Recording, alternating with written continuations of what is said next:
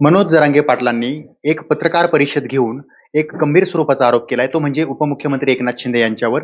आणि सर्वात महत्त्वाचं म्हणजे माझ्या विरोधामध्ये एका कॉलेजवर, एका संस्थेवर काही षडयंत्र शिजलं जातंय, काही षडयंत्र रचलं जातंय, असा देखील त्यांचा आरोप होता. आपण थेट जाणून घेऊयात. काय कोणती शाळा आहे, कोणतं संस्था आहे ज्याचं नाव घेतलं आलं होतं? नेमकं खरं काय, खोटं काय? मनोज जरांगे पाटील यांची पत्रकार परिषद तुम्ही पाहिली, ज्यामध्ये त्यांनी उपमुख्यमंत्री एकनाथ शिंदे यांच्या संदर्भातही वक्तव्य केलं, की समाजाच्या विरोधामध्ये किंवा माझ्या विरोधामध्ये ते काम करतात म्हणून. आणि एक संस्था एक शाळा जी होती, कॉलेज जे होतं, त्या ठिकाणी एक बैठक बोलवण्यात आली, जी विरोधात काम करतीये. काय बैठक होती? काय होतं नेमकं? काय सांगाल?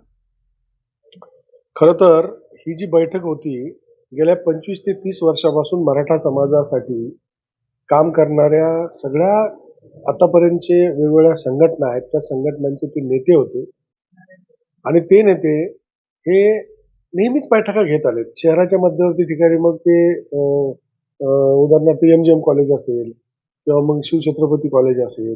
आता त्या दिवशी रविवार होता आणि ही गोष्ट जवळजवळ 1-1.5 महिन्यापूर्वीची, 1 महिन्यापूर्वीची गोष्ट आहे, की त्या दिवशी रविवार होता. शाळेला सुट्ट्या असतात, कॉलेजला सुट्ट्या असतात म्हणून या बैठक होत असतात. पण नेमकं असं घडलं, की त्या दिवशी त्या छत्रपती कॉलेजला त्यांनी वेळ दिला होता, पण तिथे एका शिक्षकाचा सेंड ऑफ चालू होता. म्हणजे सेवानिवृत्त झाले होते. आणि ते निवृत्त समारंभ असल्यामुळं त्यांना जागा तिथे उपलब्ध झाली नाही म्हणून 5 मिनिटाच्या अंतरावर हे शाळा होती. खरं तर मला हे सांगायला म्हणजे जरुरी आहे, की ही जी शाळा होती म्हणजे आपली खरी शाळा आहे, कॉलेज नाही आहे. आणि म्हणून 2-4 दिवसापूर्वीपासून मला जे कळत होतं, की ही शाळा नाही, कॉलेजबद्दल बोलतायत. तर कॉलेज म्हणजे आपलं कॉलेज नाहीच आहे. ही शाळा आहे. म्हणून मला थोडासा विलंब झाला आपल्याशी बोलायला. पण ते योगायोग असा झाला, की मी शिंदे साहेबांचा म्हणजे शिवसेनेचा कार्यकर्ता आहे. तिकडं ती मीटिंग कॅन्सल झाली. मग आता माझेच हे सगळे जुने सहकारी आहे. मी अनेक वर्षापासून मराठा चळवळीमध्ये कार्यरत आहे. तर या लोकांनी विनंती केली, की "सर आपली शाळा जवळ आहे. आपण 1 तास 2 तासासाठी आम्हाला तुमची शाळा द्या." मला आनंदच वाटला. कारण त्यात काही माझे पालक पण होते. आणि काय म्हणून चर्चाच करणार फक्त याच्यापेक्षा काय करणार? म्हणून मग मला त्यांना नाही म्हणता नाही आलं. उलटं मी सुद्धा 10 मिनिटासाठी कॉलेजवर आलो. त्यांना चहा-पाणी केला, त्यांचा पाहुणचार केला आणि मी निघून गेलो. तर त्यानंतर त्यांची काय चर्चा झाली, काय नाही झाली, हे मला काही त्याच्याबद्दलची जाणीव नाहीये. परंतु कोणीतरी असा गैरसमज करून दिला आदरणीय जरांगे पाटलांचा. खरं तर जरांगे पाटलांच्या चळवळीतला मी सुद्धा एक कार्यकर्ता आहे आणि त्यांच्याबद्दल मला नितांत आदर आहे. शिंदे साहेबांना सुद्धा त्यांच्याबद्दल नितांत आदर आहे. आणि हा सगळा घटनाक्रम पाहता माननीय शिंदे साहेबांचा याच्यात कुठेही रोल नाही. पण तरी देखील हा रोल तयार केला गेला आणि कुणीतरी त्यांचा गैरसमज करून दिला गेला, की हे शिंदे साहेबांचेच नेते आहेत, त्यांना मानणारे मंडळी आहेत आणि म्हणून त्यांच्याच सांगण्यावरून ह्या मिटिंगा होत आहेत, असा गैरसमज करून दिला आणि त्यांनी जरांगे दादांनी कुठलीही शहानिशा न करता साहेबांवरती आरोप केला. बरं. पण एक महत्त्वाचं म्हणजे जरांगे पाटील समाजासाठी कार्य करतायत. मात्र मग त्यांच्या विरोधामध्ये देखील कार्य केलं जाते. असा एक समज जो आहे त्या बैठकीनंतर तयार झाला. नेमकं काय सांगाल? खरं तर त्या दिवशी मी तुम्हाला खरं सांगतो, की जरांगे दादांच्या विरोधात ती बैठक नव्हतीच. तर हैदराबाद गॅझेटियर पासून समाजाला कसा फायदा मिळू शकतो? त्याच्यासाठी वेगळं काही पाऊल उचलावं लागेल का? मग कोर्टात काही जावं लागेल का? किंवा सरकारला कोर्टामध्ये काय अजून काही पुरावे वगैरे आपल्याला त्या सरकारपर्यंत पोहोचवता येईल का? जर कोर्टामध्ये गेला विषय येतो तर. तर ह्या सगळ्या गोष्टीवरची ती चर्चा होती. पण मला ती जास्त काही कळायला नाही. 10 मध्येच मी निघून गेलो. पण चर्चेचा विषय मात्र मला कळाला. त्याच्यात पर्टिक्युलर जरांगे दादाच्या विरोधात नव्हतं किंवा एकनाथ शिंदे साहेबांचा याच्याशी काही संबंध नव्हता किंवा इथल्या स्थानिक नेत्यांचा सुद्धा याच्याशी काही संबंध नव्हता. तो एकदा योगायोगानं इन्सिडेन्स तो आला, की बाबा तिकडे जागा नाही भेटली म्हणून तिकडे. बरं.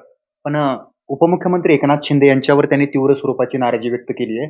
कारण सगळ्यात सर्वाधिक जास्त जर एक समाजाचा नेता म्हणून जर विश्वास जरांगे पाटलांनी दाखवला, तो एकनाथ शिंदेवर दाखवला होता. मात्र या बैठकीत ही बैठक मग एकनाथ शिंदेनी लावायची सांगितली होती. त्यांचा काही यामध्ये हात आहे का? किंवा मग काही षडयंत्र आहे का? कारण त्यांची नाराजी एकनाथ शिंदेवर या बैठकीमुळे देखील निर्माण झाली आहे. खरं तर जरांगे दादांनी एकनाथ शिंदे साहेबांच्या बद्दल हा असा टोकाचा विचार करणं, त्यांनी थोडंसं त्याची शहानिशा करूनच करायला पाहिजे. कारण एकनाथ शिंदे साहेबांचा समाजाला, या मराठा आंदोलनाला आणि जरांगे दादांना या सगळ्या बाबतीमध्ये साहेब मुख्यमंत्री असताना बघा सुक्रे आयोग होता. त्या आयोगाला त्याची व्यापकता वाढवली आणि शोध म्हणजे सगळ्या याचा म्हणजे व्यापकता वाढून सुक्रे आयोगाचा अहवाल हा दाखल करून घेतला. एक दिवसाचं विशेष अधिवेशन बोलवलं. दोन्ही सभागृहामध्ये शिंदे साहेबांनी हा ठराव पारित करून घेतला आणि कुठल्याही समाजाच्या आरक्षणाला धक्का न लागता स्वतंत्र असं 10% आरक्षण दिलं आणि तो अध्यादेश म्हणजे तो कायदा केला. जी आर नाही काढला नुसता, तर कायदा केला आणि तो कायदा घेऊन साहेब वाशीतला ज्यावेळेस जरांगे दादा आणि आम्ही सगळे मोर्चागिरी पोहोचलो, स्वतः शिंदे साहेब तो कायदा घेऊन आले. म्हणजे याचा अर्थ असा होतो की शिंदे साहेबांनी किती तळमळीनं, किती विश्वासानं समाजाचं काम केलं. त्यांची विश्वासार्हता समाजामध्ये आहे. परंतु कुणीतरी काहीतरी यायचं आणि सांगायचं, त्याची शहानिशा न करायची. त्यामुळे शिंदे साहेबांच्या बद्दलची विश्वासार्हता कुठेतरी समाजामध्ये मलीन होते आणि म्हणून शिंदे साहेबांबद्दल आरोप करत असताना या सगळ्या बाबींचा विचार नक्कीच दादांनी करायला हवा, अशीच माझी त्यांना कळकळीची विनंती आहे. अ, आपण पाहतोय उपमुख्यमंत्री एकनाथ शिंदे यांच्या संदर्भात जे काही नाराजी मनोज जरांगे पाटील यांनी व्यक्त केली आहे, तर ती गैरसमजातून निर्माण झालेली आहे, असं स्वतः संजय तायडे पाटील बोलतायत. तर दुसरीकडे जी बैठक बोलवण्यात आली होती, ती कुठेतरी समाजाच्या हितासाठीच बोलण्यात आली होती. मात्र कुणीतरी चुकीची माहिती मनोज जरांगे पाटलांना दिलेली आहे. त्यातून हा गैरसमज निर्माण झालाय आणि त्यामुळे कुठेतरी एकनाथ शिंदे यांच्यावर देखील त्यांनी नाराजी व्यक्त केली. त्यामुळं पूर्णपणे जरांगे पाटलांनी शहानिशा करावी, अशी मागणी जी आहे त्या ठिकाणी संजय तायडे पाटील करतायत. सचिन बडे, लोकशाही मराठी, छत्रपती संभाजीनगर.